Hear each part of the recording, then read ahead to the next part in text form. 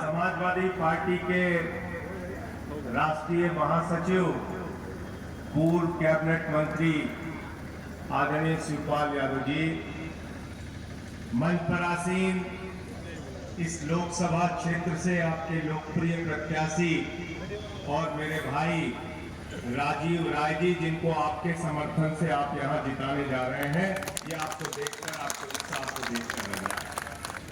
युवजन सभा के प्रदेश के अध्यक्ष भाई अरविंद गिरी जी, समाजवादी पार्टी के तमाम यहां पर मौजूद नेतागण, हमारे साथ सुल्तानपुर से चल के आए, वहां लोकसभा का चुनाव लड़ चुके शकील भाई, समाजवादी पार्टी के पूर्व सचिव शशि सिंह जी, आम आदमी पार्टी के पूर्वांचल के अध्यक्ष राजेश यादव जी और हमारे प्रभारी डॉक्टर अनुराग मिश्रा जी, आम आदमी पार्टी के सभी कार्यकर्ता साथियों, कांग्रेस पार्टी के कार्यकर्ता साथियों और हमारे जितने भी लोग यहाँ मौजूद हैं, आप सबका हृदय की गहराइयों से स्वागत करता हूं, अभिनंदन करता हूं। इस क्रांति में आप लोग शामिल हुए।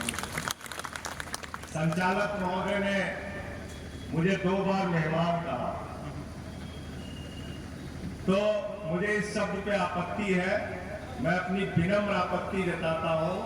मैं समाजवादी युवजन सभा का प्रदेश का सचिव रहा हूं और जम के लड़ाई लड़ा हूं, जेल भी गया हूं, लाठी भी खाया हूं, मुकदमे भी लिखवाए।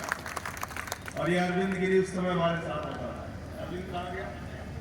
संजय भैया जिंदाबाद, जिंदाबाद जिंदाबाद, और भैया जिंदाबाद, जिंदाबाद। नेताजी अब इस दुनिया में नहीं है, लेकिन जब आंदोलन होता था तो वो हिसाब लेते थे, युवजन सभा वाले कितने लाठी खाए, लोहिया वाले कितने खाए, मुलायम सिंह यूथ ब्रिगेड वाले कितने खाए, समाजवादी पार्टी के जिला अध्यक्ष ने क्या किया, विधानसभा के अध्यक्ष ने क्या किया, कहां रास्ता रोका गया, कहां आंदोलन किया गया। हम लोग आंदोलन के कोख से पैदा हुए हैं, किसी मोदी और किसी सरकार की तानाशाही से डरते नहीं। मुझे 6 महीने तक जेल में रखा मोदी जी की सरकार ने, और गुनाह सिर्फ एक था कि इनसे आंख से आंख में मिला के बात करता था, और मैंने संसद के अंदर नारा लगाया था, मोदी अदानी भाई भाई, देश के भाई भाई। पूरा देश बेच रहे हो। अभी रोजगार का जिक्र कर रहे थे राजीव राय जी, कहां रोजगार बचा आपका? प्रधानमंत्री जी ने आपको गारंटी दी थी 2 करोड़ नौकरी हर साल देंगे नौजवानों, हमको वोट दे दो। 20 करोड़ नौकरी मिलनी थी 10 साल में, 80 करोड़ लोगों को 5 किलो राशन की लाइन में खड़ा कर दिया। कोयला अपने दोस्त को दिया, गैस अपने दोस्त को दिया, बिजली अपने दोस्त को दिया, पानी अपने दोस्त को दिया, सड़क अपने दोस्त को दिया, आकाश अपने दोस्त को दिया, एयरपोर्ट अपने दोस्त को दिया, पोर्ट अपने दोस्त को दिया, 2.5 लाख करोड़ का कर्जा अडानी को दिया। पहले रेल में चाय बेचते थे, अब रेल बेच रहे हैं। और हमसे क्या कह रहे गाजीपुर वालों, घोसी वालों, बलिया वालों, पूर्वांचल का जो नौजवान सुबह 4 बजे उठ के परिश्रम करके अपने शरीर को तैयार करता था, -45 डिग्री टेम्परेचर में सियाचिन में ड्यूटी करता था, +50 डिग्री टेम्परेचर में जैसलमेर में ड्यूटी करता था, कहता था भारत की सीमा की रक्षा के लिए अगर अपने सीने पे गोली खानी पड़ेगी तो उसके लिए भी तैयार है। उन नौजवानों को भी आपने धोखा नहीं दिया, अग्निवीर बना दिया।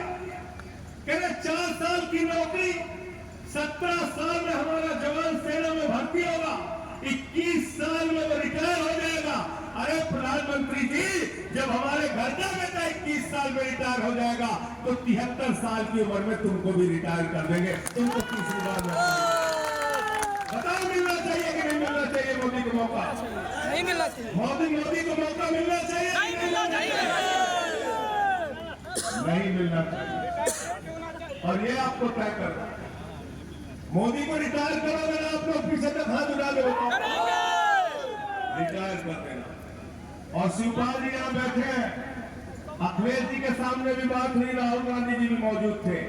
जिस दिन इंडिया गठबंधन की सरकार बनेगी, 48 घंटे के अंदर अग्निवीर योजना को कूड़ेदान में डालेंगे। पुरानी भर्ती फिर से शुरू होगी,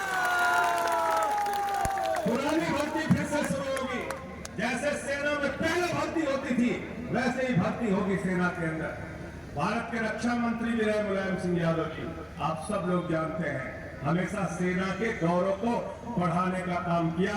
नेताजी जब रक्षा मंत्री बने तो उन्होंने कहा अगर कोई जवान हमारा सीमा पे शहीद होता है तो उसकी डेड बॉडी, उसका जो पार्थिव शरीर है वो उसके घर आएगा, उसके पहले शरीर घर नहीं आता था। ये से अगर किसी को जाता है तो नेताजी मुलायम सिंह यादव जी का।